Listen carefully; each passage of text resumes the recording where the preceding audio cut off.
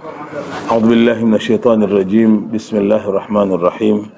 الحمد لله رب العالمين، والصلاة والسلام على رسول الله محمد صلى الله عليه وآله وسلم. نعم، leo tarehe 22 ya mwezi wa 4 mwaka 2025, nitumie nafasi awali kabisa kukushukuru kwa kuamua kuja kuzungumza nami, na huu ndio utaratibu. Mfano, kwenye katiba ya Baraza Kuu la Waislamu wa Tanzania BAKWATA, msemaji wa mkoa ni shekhe wa mkoa, na uwepo wangu hapa Mwanza ni mwakilishi wa Mheshimiwa Mufti na Shekhe Mkuu wa Tanzania Dr. Sheikh Abubakar bin Zubair bin Ali Mbwana. Kwa hiyo ulichofanya ni jambo sahihi, kwamba kuna jambo basi umeona uje uongee na mwenye haki ya kuongea, kwa maana ya msemaji wa Waislamu katika mkoa wa Mwanza. Basi nikushukuru na kutakia kila la kheri, na Mwenyezi Mungu akubarikie. Na huu ndio utaratibu nadhani, lakini ndio utaratibu wa wanahabari wa mkoa wetu wa Mwanza. Huwa wakitaka jambo huenda kwa yule anayehusika. Nende moja kwa moja kwenye swali. Naam, Shekhe, hapo kwenye swali labda nirudie tena. Naam. Ni kwa namna gani viongozi wa dini wanapaswa kushiriki katika masuala ya haki, uhuru wa mtu binafsi, lakini pia na masuala mbalimbali katika ustawi wa jamii? Kwa hakika ninapoulizwa swali ni kwa namna gani viongozi wa dini wanapaswa kushiriki kwenye masuala ya haki, masuala ya uhuru wa mtu binafsi na mambo kadhaa ya jamii, labda niseme kwanza, kama unavyojua, al-Islamu dinul haq, Uislamu ni dini ya haki. Kwa hiyo kwa muda wote Uislamu unasimamia haki, kwa muda wote Uislamu unataka watu watende yaliyo ya haki. Ukisoma ndani ya Qur'ani iko sura nzima imekuja baada a'udhu billahi minash shaitani rajim bismillahir rahmanir rahim. Mola wetu anasema wal asri innal insana lafi khusr illa alladhina amanu wa amilus salihati watawasaw bil haqqi watawasaw bis sabri. Iko sura nzima imekuja, Mwenyezi Mungu anaelezea wal asri, anauelezea wakati, anaapa kwa zama. Ukienda kule mbele anasema innal insana lafi khusri, wanadamu wako katika shaka, wanadamu wako katika hasara. Mwanadamu, mtu muda wote kwenye matatizo. Ambaye amevuliwa kwamba hayumo kwenye matatizo ni wale ambao waliomuamini Allah subhanahu wa ta'ala, na muda wote wakahusiana yaliyo ya haki na wakahusiana kusubiri. Kwa hiyo Uislamu ama viongozi wa dini, na hapa unaposema viongozi wa dini na kusudia Waislamu, kwamba viongozi wa Kiislamu kwamba muda wote wanapenda kuhusia haki na kuhusia subira. Kwa hiyo ni wajibu wa viongozi wa Kiislamu muda wote kuhusia yaliyo haki, kutenda mema, kufanya ambayo yanamridhisha Allah subhanahu wa ta'ala, na kuyakataza yale yote ambayo hayamridhi Mola wetu. Lakini hata katika masala ya kijamii, Uislamu sio dini ya kuswali tu na kufunga tu na kwenda kuhiji tu. Hapana, Uislamu ni dini inaendana na maumbile, ni dini inasimamia wakati, ni dini inaendana na hali za watu. Uislamu ni mfumo mzima wa maisha ya kibinadamu. Kwa hiyo sisi Waislamu, mfano sisi hapa Mwanza tunajenga vituo vya afya. Kwa akili ya kawaida unaweza ukaona kituo cha afya hakina thamani, lakini hili jambo linaushughulikia mwili, na ili imani iimarike lazima visimame vitu viwili, lazima usimame mwili na roho. Kwa hiyo masala ya kijamii pia ni haki ya Waislamu kuyazungumza, kuyajibia, kuyasemea na kuyaongoza. Na Shekhe, sasa hivi katika mitandao ya kijamii kuna mjadala mkubwa sana ambao umekuwa ukiendelea kunako kukamatwa ama kushikiliwa kwa Mheshimiwa Tundu Antipas Lissu ambaye ni mwenyekiti wa Chama cha Demokrasia na Maendeleo Chadema. Na kuna minong'ono na mambo mengi ambayo yamekuwa yakiendelea kwenye mitandao ya kijamii. Na katika hivi karibuni kuna tamko ambalo limetolewa na baadhi ya viongozi wa dini na kuitaka serikali kuweza kumwachia Mheshimiwa Tundu Lissu bila masharti yoyote. Umepokeaje tamko hilo?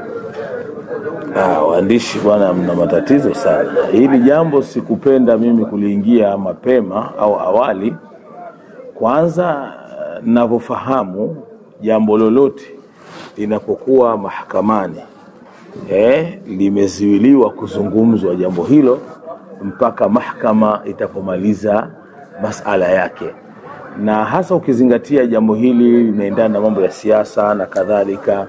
Na sisi kama viongozi wa dini, waumini wetu wanatoka vyama vyote, Waislamu, Wakristo, waumini wetu wanatoka vyama vyote, na waumini wa Kikristo wanatoka vyama vyote. Lakini mtu kama huyo ulimtaja ana wafuasi wa imani zote. Kwa hiyo almuhimu jambo hili kwa kuwa liko mahakamani, si jambo la kuzungumzwa sana, kwa sababu unajua katika nchi ninavyofahamu mimi tuna mihimili mitatu. Tuna muhimili wa serikali kuu, kwa maana serikali hii ndio inasimamia mambo yote. Lakini upo muhimili unaitwa bunge. Huu ndio muhimili unaotunga sheria. Lakini uko muhimili unaitwa mahakama. Huu ni muhimili unaofasiri na kutafsiri zile sheria. Kwa hiyo ndugu yetu huyo yuko mahakamani na jambo liko mahakamani. Labda hili la pili la viongozi wenzangu ambao wametoa tamko, hili ndio jambo ambalo ningeweza kulisema kidogo, na hasa ni katika nia njema, ni katika nia ya kushauri. Unajua kanisa Katoliki kwetu ni kanisa kubwa, hasa katika nchi ya Tanzania na hata duniani ni kanisa kubwa, lakini ni kanisa lililojengea heshima kwa muda mrefu sana. Kanisa Katoliki ni kanisa lililojengea heshima kwa muda mrefu sana, na sisi ambao ni wapenzi wao tusingependa kuona wanaingia kwenye mtego wa kuvunjikiwa na heshima. Mfano sisi Waislamu tuna sura kamil ndani ya Qur'ani inaitwa surati Rum, sura ya Roma. Yani sura ile inataja habari za Warumi, na hili kanisa lina heshima hiyo. Lakini sisi Waislamu tunakumbuka fadhila Mtume wetu Muhammad sallallahu alayhi wa alihi wasallam alipokuwa pale Makka na akapata matatizo. Ukisikia kitu kinaitwa hijra, kuhama bwana Mtume, hijra yake ya kwanza Mtume sio kwenda Madina, iko hijra Mtume wafuasi wake walihama kutoka Makka wakahamia sehemu inaitwa Habesh, Ethiopia, kwa mfalme Najashi ambaye alikuwa naamini ni Mrum, imani yake ni ya Kikatoliki. Kwa hiyo kanisa hili ni kanisa lina heshima kubwa kwa Waislamu. Mimi usia wangu kwao, Wakatoliki ni wenye uweledi mkubwa, na sina hakika sana na nisingependa kuingilia uhuru wao. Unajua habari ya imani, habari ya ibada, habari ya uhuru wa imani, ibara yetu ile ya 19 imetoa uhuru mzuri sana. Lakini uhuru wetu lazima si viongozi wa dini tuuchukue wewe na mipaka. Ninaposema hivi ninamaanisha kwamba unapozungumzia fulani yuko kizuizini, yuko gerezani, yuko jela, maana yake hayuko hivi, anashikiliwa kwa mujibu wa sheria, na mamlaka iliyopewa nafasi ya kumshikilia ni huo muhimili unaoitwa mahakama. Sasa akitokea mtu akauamrisha ule muhimili kwamba ufanye tofauti na utaratibu wake, unaposema fulani aachiwe tena bila masharti, hapa ndo kuna mjadala. Kwa hiyo mimi rai yangu umekuja niseme tu kwamba Waislamu wa mkoa wa Mwanza, wa Tanzania wa mkoa wa Mwanza waendelee kutulia, kwa sababu naamini serikali tulionao ni serikali makini. Nitatoa mfano mdogo. Sisi Waislamu hii nchi, nataka watu wafahamu kwamba nchi hii haina raia namba 1 wala raia namba 2. Nchi yetu ya Tanzania ndani yake kuna vitu vingi, kuna Waislamu, kuna Wakristo. Nchi yetu ya Tanzania ndani yake kuna kuna mambo ya kidini, kuna mambo ya kisiasa, kuna mambo ya michezo, kuna mambo mengi tu ndani ya nchi hii.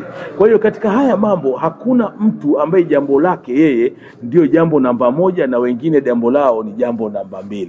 Nitawakumbusha tu wa Tanzania, Waislamu hapa nchini wako mashekhi, wako mashekhe wanaitwa mashekhe wa uamsho. Mashekhe hawa wamekaa gerezani kwa zaidi ya miaka 7. Wamekaa gerezani kwa zaidi ya miaka 7. Hatukusikia mtu yoyote akinyanyua mdomo wake kusema kwamba mashekhe hawa waachwe huru, kwa sababu tulijua kwamba ziko taratibu za kusema. Mfano sisi Baraza Kuu la Waislamu wa Tanzania BAKWATA tulisema mara kadhaa kutoa rai serikalini, na utakumbuka ni maulidi ya kitaifa iliyofanyika Shelui. Maulidi ya kitaifa iliyofanyika Shelui. Katika risala aliyosomewa Waziri Mkuu wa Jamhuri ya Muungano wa Tanzania siku ya baraza la maulidi, BAKWATA ilitoa tamko la kueleza uhalisia wa kinachoendelea kwa mashekhe wale kuendelea kushikiliwa. Lakini hatukusema tutafanya maandamano, hatukuiamuru mahakama kwamba mahakama iwaachie huru mara moja bila masharti. Hatukufika huko. Lakini nenda mbele zaidi. Tunao mashekhe sisi wako magereza mengi hapa Tanzania.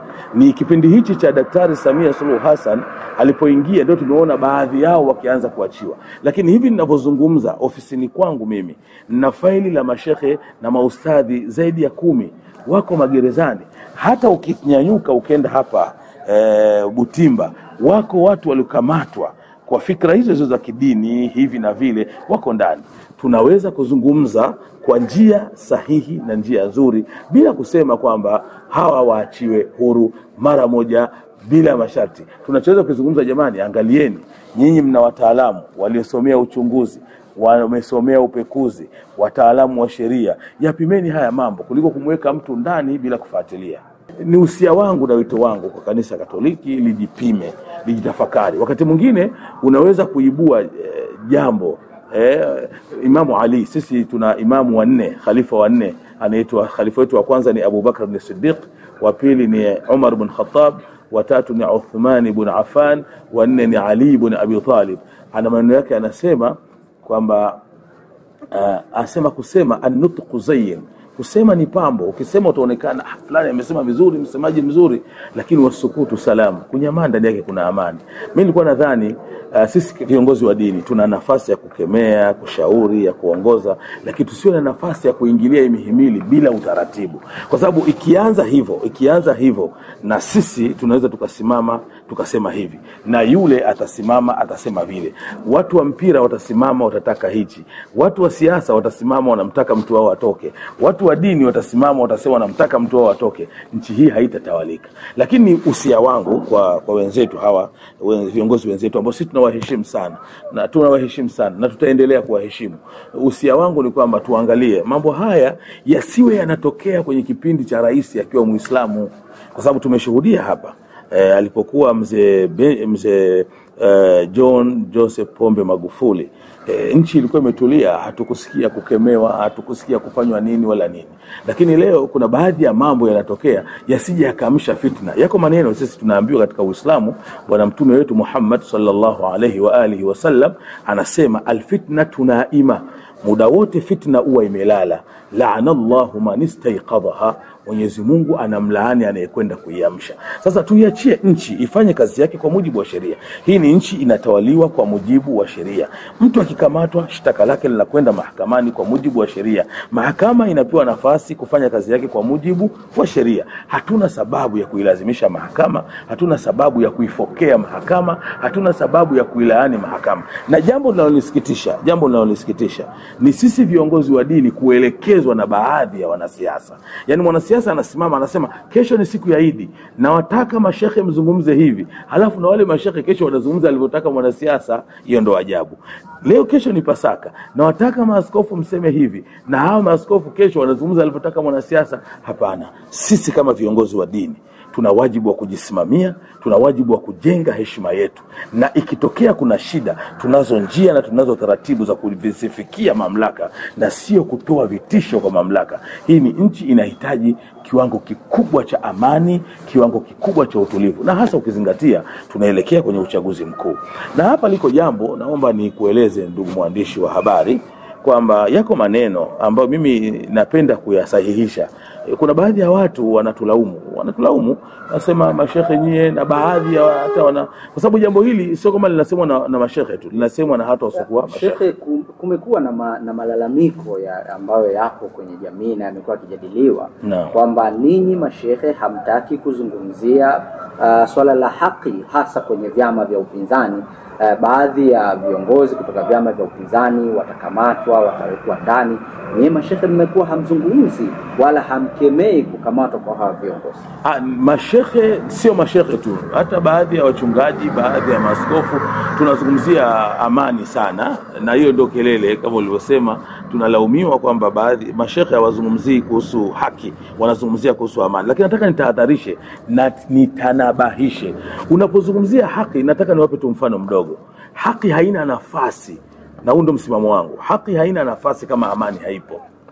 Nataka niwaambie, kutibiwa, serikali kujenga miundombinu ya tiba, kutoa afya kwa wananchi wake, hii ni haki ya kikatiba. Kuchaguliwa, kwa maana kufika mahala kupiga kura, uweze kuchagua ama uweze kuchaguliwa, hii ni haki ya kikatiba. Kuwa na barabara nzuri katika nchi ni haki ya kikatiba. Kuwa na mashule mazuri ni haki ya kikatiba. Haki hizi zote hata zikiwepo katika nchi, ikiwa amani haipo, hizi haki hazina kazi. Kwa wito wangu mimi ni kwamba tuipiganie amani, halafu mambo yote tuyaweke kwenye jamvi linaloitwa amani, yanazungumzika. Na ndio maana Rais wa Jamhuri ya Muungano wa Tanzania Daktari Samia Suluhu Hassan muda wote ametangaza toka alipoingia madarakani.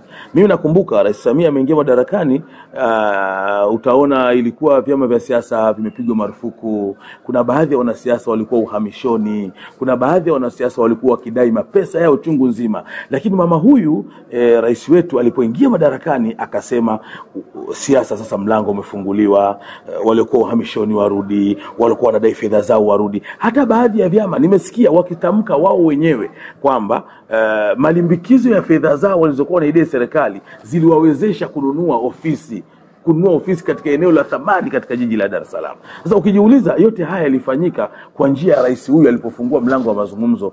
Ushauri wangu na hasa na mimi ni kwa sababu ninachokisimamia ni mkoa huu wa Mwanza, ushauri wangu sisi wana Mwanza tuendelee kutulia. Rais wetu amefungua mlango wa mazungumzo na kuna kitu kinaitwa 4R. Watu warudi, wakae, wazungumze. Mazungumzo mahala pote hayatakiwi, lakini si jambo la sawa kumforce rais, kumlazimisha rais, kuilazimisha mamlaka. Mtakwenda kuibua vitu visivyokuwepo. Leo sasa mashehe wanaweza kusimama wakadai sasa na wenyewe waitishe maandamano kwenda magereza yote nchini Tanzania kuwadai maustadhi na mashehe walio huko wanaotuhumiwa kwa kesi mbalimbali. Je, jambo hili litakuwa sawa? Je, wanasiasa wengine wacharuki wasiwe na sisi tunakwenda kumtoa mwanasiasa mwenzetu, tutamtoa kwa mikono yetu? Jambo hilo litakuwa sawa?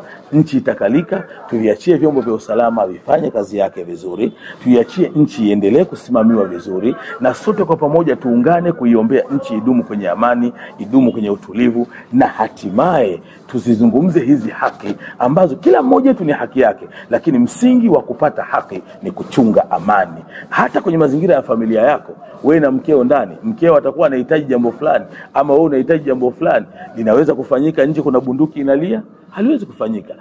Na mengine mengi, haki ya kuwalisha watoto wako. Huwezi kutafuta riziki ya watoto wako kama hali ya nchi au hali ya eneo unaloishi haliko salama. Amani ndio msingi wa kila kitu. Tunajua kazi kubwa ya viongozi wa dini ni kusimamia roho, imani za watu kwenye dini husika. Nini nafasi ya dini kwenye mustakabali wa siasa wa nchi hii? Nafasi ya dini ni kubwa. Kitu cha msingi nilisema hata juzi kwenye kongamano kule kwamba sisi viongozi wa dini hatutakiwi kuwa na upande. Sisi tunatakiwa kusimama katikati na tuseme yaliyo ya kweli. Mfano, mimi hapo unavyoniona nao wafuasi kutoka vyama vyote nchini, karibu 18 au 19 vyote vilivyosajiliwa. Kuna Waislamu wamo ndani ya vyama hivyo wote. Sasa mimi nikionyesha kwamba niko kwenye chama A au chama B, maana yake nimewagawa na nimewasusa wale waumini wangu. Sisi tunapaswa kusimama katikati, kushauri, kuwaombea. Lakini tunaweza kushauri mambo ambayo yanagusa mustakabali wa nchi, na hatuwezi kusema tuiache siasa. Siasa haiachwi, kwa sababu siasa ndio maisha. Leo tunazungumzia rais, amiri jeshi mkuu wa majeshi ya ulinzi na usalama wa nchi, hawi mpaka atoke kwenye siasa. Manake ili ugombee urais Tanzania lazima uwe na chama cha siasa. Ingekuwa tuna mgombea binafsi tungesema sawa.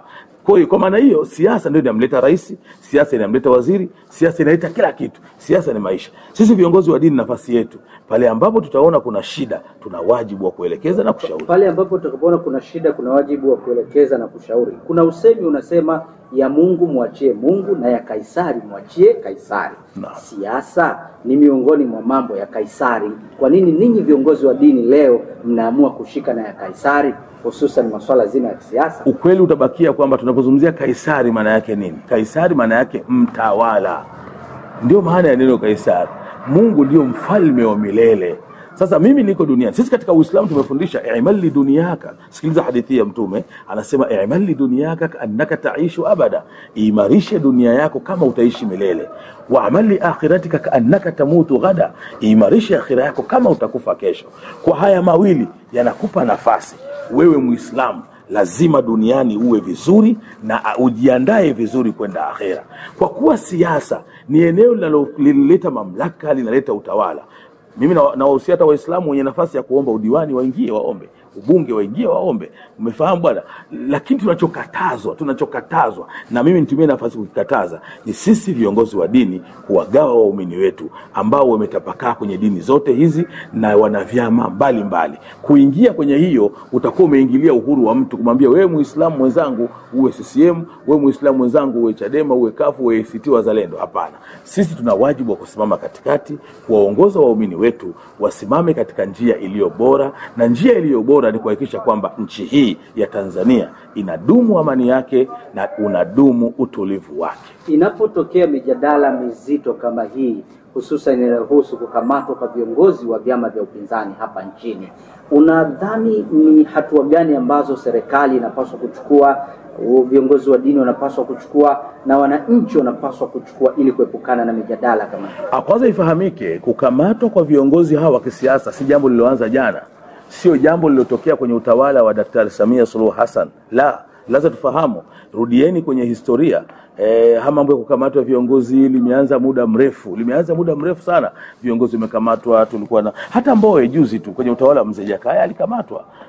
Ukirudi nyuma viongozi mbalimbali wamekamatwa, wamepita viongozi hapo na kina Sheikh Sharif Hamadi wamekamatwa. Utakumbuka wako Waislamu wa Zanzibari walishakimbia mpaka nchi hii wakaenda kuishi Mombasa. Kwa hiyo jambo linapokuja kutokea leo kwa Rais Samia lisije likaonekana kama jambo jipya. Ninachoweza kusema tusifike mahala tukamuonea Rais Samia, na hasa kwa ule uungwana wake, ustaarabu wake.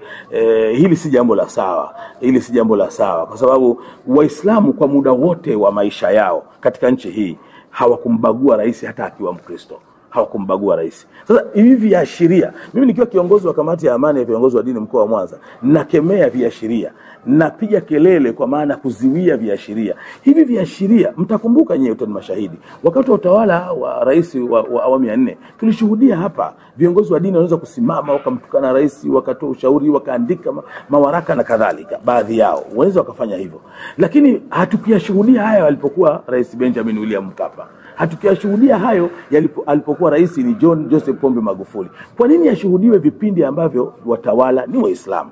Unajiuliza, ukiwa na akili salama unaanza kujiuliza. Sasa haya ndio tunayoyakemea. Mkianza kufungua mlango huu wa Tanzania hawa kujiuliza, kwa nini iwe wakati wa utawala wa Waislamu? Na ikiwa mtawala ni Mkristo, haya waraka kulaniwa kwenye mimbari hakupo. Mtaweza kuibua kitu kibaya, itafika mahala na Waislamu watasimama, tutakuwa tumeigawa nchi chonde. Mbali na kuigawa nchi, unadhani ni athari zipi zingine zinaweza zikajitokeza katika nchi hii pindi yanapokuwepo matamko kama haya au panapokuwepo na mijadala kama hii kupitia mitandao ya kijamii?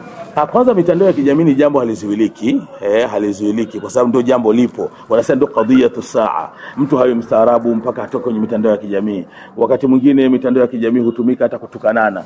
Tumeenda mbali, hata sisi wenyewe viongozi wa dini. Mimi naweza nikasema hivi, akasema kiongozi wa dini mwingine kuna kitu siku hizo wanaita radi, akaniradi. Ni mambo ya kawaida na hauwezi kuyachukia, ndio yapo sasa. Japokuwa tunaendelea kuhusia kwamba mfano vijana wengi wanaotumia mitandao ya kijamii watambue mitandao ya kijamii sio anasa, bali mitandao ya kijamii kwa sasa ni kifaa cha kazi. Itumike vizuri kutuletea maendeleo, kutuletea ustaarabu, kutujengea uelewa, kuzidisha utaalamu wetu na kadhalika. Kwa mitandao ya kijamii hii ikitumika vizuri inajenga nchi, inaimarisha nchi. Lakini ikitumika vibaya itabomoa nchi. Usia wangu mimi, mfano kanisa Katoliki, narudia tena, ni kanisa na uliheshimu sana na naahidi kuendelea kuliheshimu. Lakini nachohofia ni hizi cheche. Wanasema mwanzo wa ngoma ni lele, mwanzo wa ngoma ni lele, lakini mwanzo wa moto ni cheche. Ikitokea tunaruhusu kwamba unaweza ukasimama ukamkemea labda rais, ukaikemea serikali hiyo madarakani, wakati sisi viongozi wa dini tumepewa nafasi ya kukutana na hawa watawala. Kwa bahati nzuri tunakutana nao, tunazungumza nao, tunawashauri na matokeo yanapatikana. Mimi najua yako maeneo kadhaa, ima msikiti ima makanisa yanayahitaji serikalini, na labda walikuwa wameyakosa kwa masiku kadhaa, walipokutana na watawala wakazungumza nao wakawapa. Yako mambo tulikuwa tunadai sisi kama viongozi wa dini, hatimaye tumepata haki hizo kupitia mazungumzo.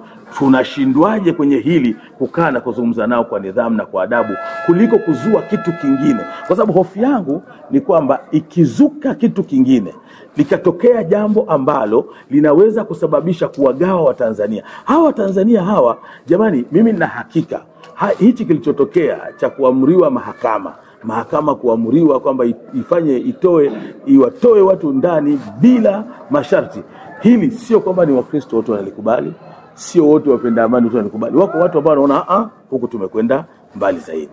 Mahakama ni chombo huru, kipewe nafasi yake, kitoe taarifa yake, kitengeneze haki zake na kifikie katika hatua ile ambayo sheria inaikubali. Wito upi unatoa kwa Watanzania? Wito wangu kwa Watanzania kipindi kama hichi, tuendelee kuwa makini, tuendelee kuwa watulivu, tuendelee kuiombea sana nchi yetu, lakini tumuunge mkono rais wetu. Na kwa sababu tumuunge mkono, na maana kwa sasa rais ni Samia Suluhu Hassan, hatuna rais mwingine, na huyo yupo kwa mujibu wa katiba ya nchi. Unapozungumzia katiba ya nchi, maana yake ndio msahafu ambao Watanzania hao wamekubaliana nao uwaongoze.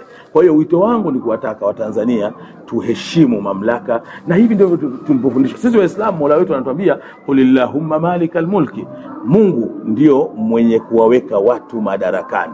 Na hata Wakristo wenzangu wana kauli yao, wanasema kila mamlaka inatoka kwa nani? Kwa Mungu. Kwa hiyo hii mamlaka iliyoko sasa ni mamlaka iliyowekwa na Mungu. Tunaweza kushauri, tunaweza kukosea, lakini kwa njia za kistaarabu. Tusifike mahala tukaharibu nchi yetu kwa mikono yetu sisi wenyewe. Iqra FM.